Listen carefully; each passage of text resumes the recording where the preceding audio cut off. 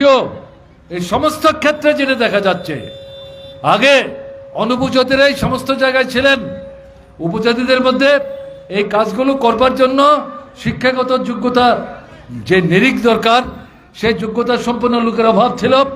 বামফ্রন্ট সরকার আসার পর জেলা পরিষদ বামপন্থীর নেতৃত্বে পরিচালনার মধ্য দিয়ে শিক্ষার যে বিস্তার ঘটল, তাতে গিয়ে শিক্ষিত মানুষের সংখ্যা উপজাতিদের মধ্যে বাড়তে শুরু করলো।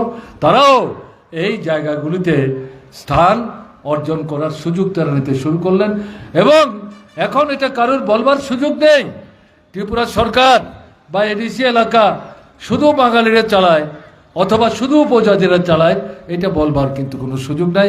ওই যে আমরা বললাম, জেলা পরিষদ হচ্ছে সেতু উপজাতি এবং বাঙালি উভয়ের মধ্যে সম্মিলিত হওয়ার একটা ভিত্তি এবং মাধ্যম। ফলে এই পদ্ধতির মধ্য দিয়ে ত্রিপুরার সামগ্রিক উন্নয়নের ক্ষেত্রে জেলা পরিষদ কাজ করছিল। এখন অভিজ্ঞতাটা কি? বিজেপি সরকার চালাচ্ছে 8 বছরও, তীব্রমাথা জেলা পরিষদ দখল করেছে 2021 সালের নির্বাচনে। 5 বছর পূর্ণ হতে যাচ্ছে, সামনের মাসের 12 তারিখ ভোট, 17 তারিখ ভোট গণা হবে। অভিজ্ঞতা কি? বামফ্রন্টের কোনো বিকল্প নাই। বামফ্রন্টকে বাদ দিয়ে সরকারি বলুন আর স্বশাসিত জেলা পরিষদই বলুন, যারাই এসছে, যারাই যে কোনো পদ্ধতিতে ক্ষমতা দখল করেছে, তারা জনগণের কল্যাণে, গরিবদের স্বার্থ রক্ষা করার জন্য তারা কার্যকরী পদক্ষেপ গ্রহণ করেনি, লুটের রাজত্ব কায়েম করেছে।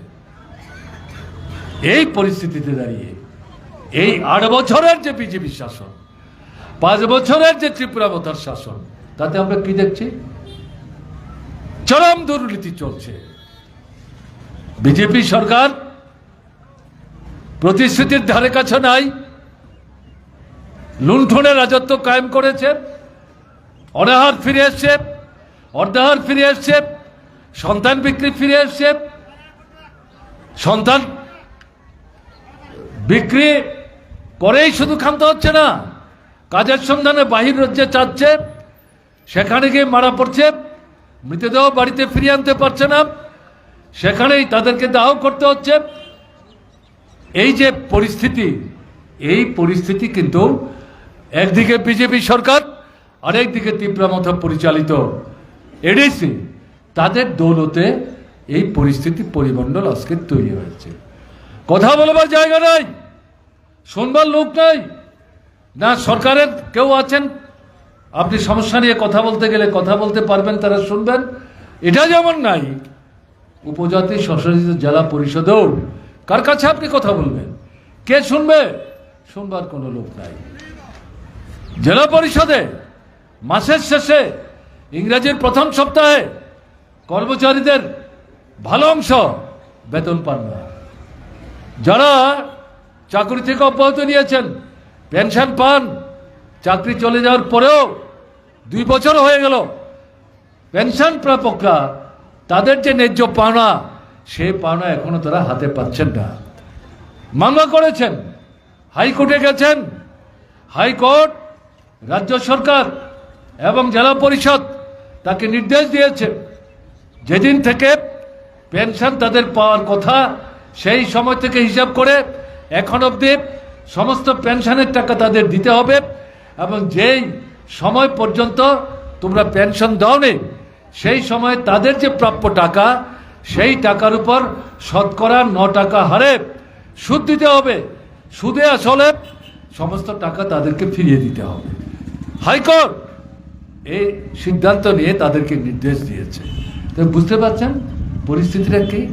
কাজেই এরকম একটা জায়গায় দাঁড়িয়ে এটা আজকে পরিষ্কার হয়ে গেছে, লুটের রাজত্ব চলছে, প্রতিযোগিতা চলছে। বিজেপি শাসিত সরকারের যারা নেতা কর্মী সংগঠক, বিভিন্ন পদাধিকারী, তারা বেশি লুট করতে পারছেন না এডিসিতে যারা আছেন কার্যকরক বা পদাধিকারী, তারা বেশি লুট করতে পারছেন? এটা লুটের প্রতিযোগিতা চলছে। খাদ্য নাই।